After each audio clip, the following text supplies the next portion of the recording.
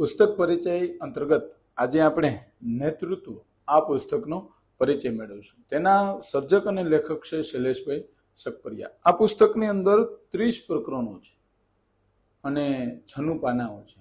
કે બુક રાજકોટ દ્વારા આ પુસ્તક પ્રકાશિત થયું છે. આ નેતૃત્વ એટલે કોઈ પણ ક્ષેત્રમાં નેતૃત્વ કરતા હોય એટલે ખાલી હુકમ કરવાનો નથી. નેતૃત્વ એટલે જે વ્યક્તિ નેતૃત્વ કરે છે એને ઘણી બધી કિંમત પણ ચૂકવવાની હોય છે. એવા કેટલાક પ્રસંગો આ પુસ્તકમાં શૈલેષભાઈ લખેલા છે, પ્રસંગો લખેલા છે.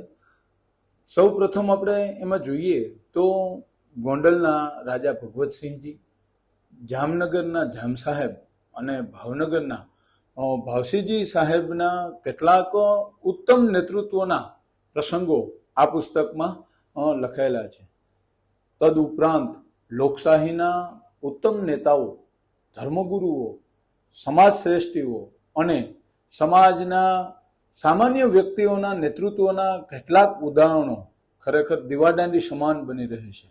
ત્યારે નેતૃત્વને સંપૂર્ણ જાણવા માટે, સમજવા માટે અને નેતૃત્વના ગુણ પોતામાં કઈ રીતે કંડારી શકાય આ માટે આ પુસ્તક અવશ્ય વાંચવું જોઈએ. આભાર.